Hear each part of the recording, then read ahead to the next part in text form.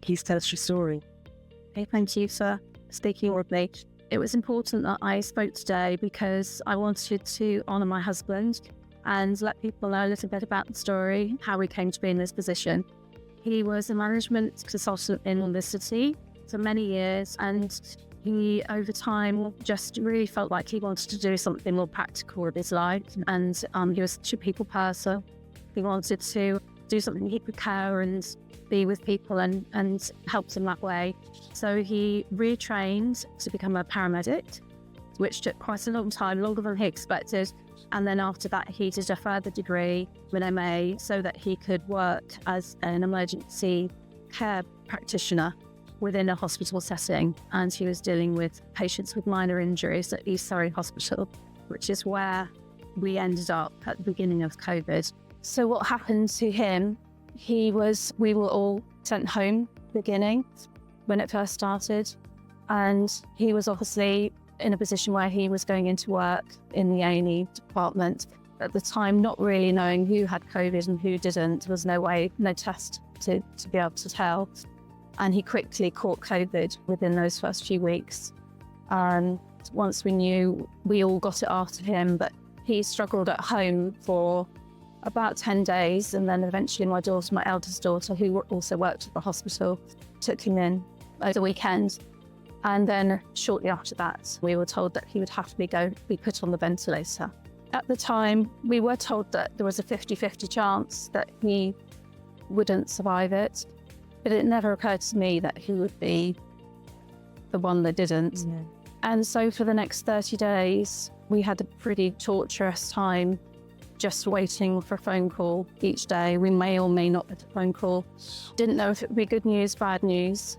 My daughter, my littlest daughter, who was 9 at the time, every time she heard the phone call, she'd run upstairs and hide. And then when she knew it was over, she'd come down and say, "Mummy, is there still hope?" Mm. And it was very difficult because I couldn't tell her lies. I didn't know what was going to happen. It was the unknown. Anyway, we were told that his heart had swelled to 3 times the size, almost like he was running multiple marathons every day, the amount of effort he was putting in to try and fight it off. But he sadly lost the fight on his 52nd birthday, which was the most traumatic experience of all of our lives. Not just for us as his family, but all of his colleagues. It had been a terrible situation for them to try and struggle to help him. The whole hospital staff, it sent sort of shockwaves around the hospital, and I was concerned that it was going to be a very demoralising thing for all of them as well. Yeah. And so his death has been the most far-reaching, can't think of the word. Just incredibly Yeah, I think for the whole community. Exactly. Yeah, he was such a giving, selfless person. He would spend his days off taking our dog, who was a pat dog, a pets therapy dog, and so he would go into the local psychiatric hospital as well and into East Surrey on his days off. He'd go into the schools to take his ambulance in for school fairs. So it had a big impact on the whole community, his work colleagues, and also for us as a family. I think shortly after that, and in the background, I didn't realise that a family friend of ours, whose son goes to Reigate Grammar School, she had contacted the head of the foundation and alerted him to our situation, our story. And I was contacted by him a few weeks after the funeral, I think. And it was just the most amazing thing at the time. It was the thing that kind of brought a little spark of hope, I think, for us. Before that, my husband and I had been really concerned about where we were going to send our daughter to school, for her secondary school. And it felt to me like this was something he'd almost managed to arrange while he was on the ventilator. I think he put so much struggle and effort into trying to stay with us all. And I know that would have been his biggest worry and concern for her. So that was the most amazing thing. I couldn't believe it when we were offered a bursary place for her. She was so chuffed at the time. I think she felt like she'd almost been forgotten by the world. Okay.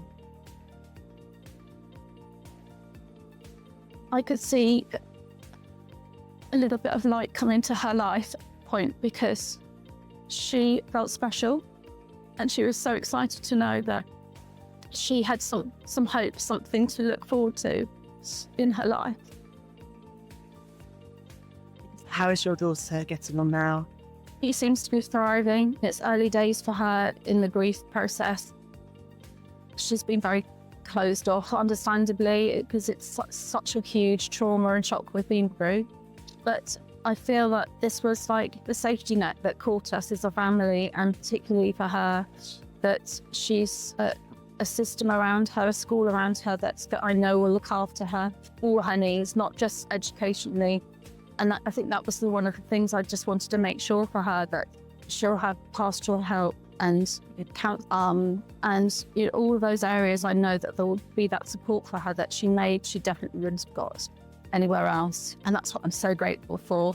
I think I was under a huge burden when it first happened, and since the years since, feeling that huge responsibility as a single mother now, having to go and find a way of keeping us afloat financially when my husband had been the main earner.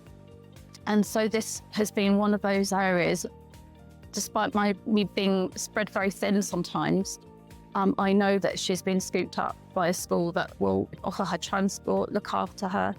She's absolutely adored getting involved in the drama productions here. She loves her sport that she'd never had that opportunity before. So she's playing netball and hockey and tennis. And so I would say she is thriving, and she really feels so privileged herself. The other day, we were talking about her feeling pressured, and she just looked at me and saying, I can't imagine going to school anywhere else. So I'd like to say the most heartfelt, enormous thank you. As a family, we are so grateful for this bursary that my daughter Eliana has been given. It has made so much difference to our lives. I think we would have completely sunk if it hadn't happened. All those generous benefactors, thank you so much. Really has changed our lives. Having gone through this, we've all realised as a family how important we all are as family and friends and those around us to look after each other, and that anything can just suddenly come out of the blue and change that. And so the privilege of being able to give, the privilege of being able to help another family in such circumstances is an incredible thing. And I would just encourage everybody, if you can, you've got a bit extra, to give it.